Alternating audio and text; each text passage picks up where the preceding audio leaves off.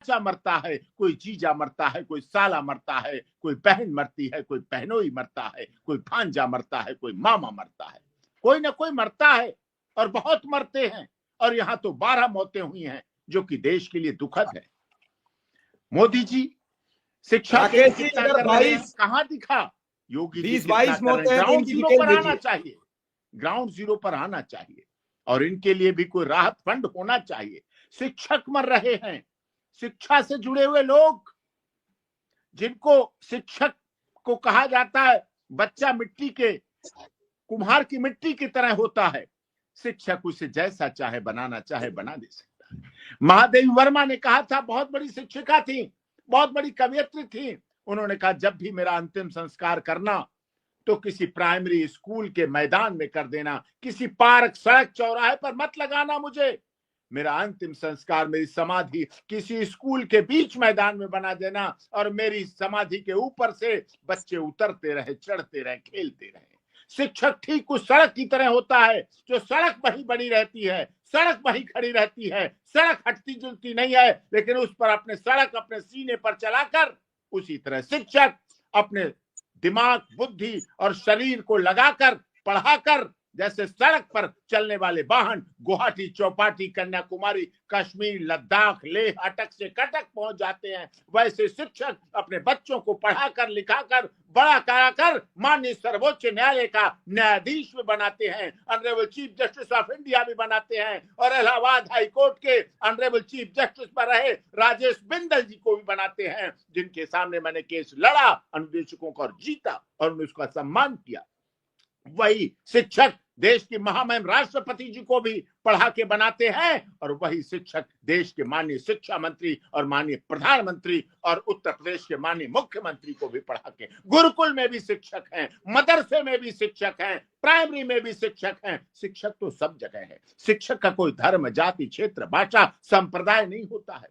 शिक्षक की कोई गोरा काला नहीं होता है। शिक्षक शिक्षक होता है, गुरु गुरु होता है। गुरु बिन ज्ञान कहां से आवे, ये कहावत है। केवल हम पढ़ते रहेंगे और हमारे गुरु मरते रहेंगे, केवल हम पढ़ते रहेंगे हमारे गुरु आत्महत्या करते रहेंगे, केवल हम पढ़ते रहेंगे, हम गाते रहेंगे गुरु, और हमारे शिक्षक सुसाइड करते रहेंगे। 12 लोगों की मौत इस बात का बड़ा उदाहरण है। इतना बड़ा प्रदेश भी नहीं है कि ऐसे 12 प्रदेशों, 12 शिक्षकों की मौत को हम नजरअंदाज कर दें, हम नॉर्मल ले लें। हमें इस पर बहुत आवश्यकता है कार्य करने की और इस पर कार्रवाई करने की। और हम, जैसा कि हमारे शिव कुमार मिश्रा जी ने, आपने स्पेशल कवरेज के तमाम दर्शकों ने सुना, बताया, मैं उस पर पूरी प्रोसीडिंग, जैसा मुझे बताया जाएगा, जैसा मुझे आंकड़े मिलेंगे, मैं इस पर पूरी कार्रवाई, माननीय सर्वोच्च न्यायालय हो चाहे ऑनरेबल इलाहाबाद हाई कोर्ट हो, जहां भी है, मैं उसको प्रॉपर समझूंगा। जैसे आंकड़े आएंगे, प्रोसीडिंग होगी, मैं उसको करूंगा।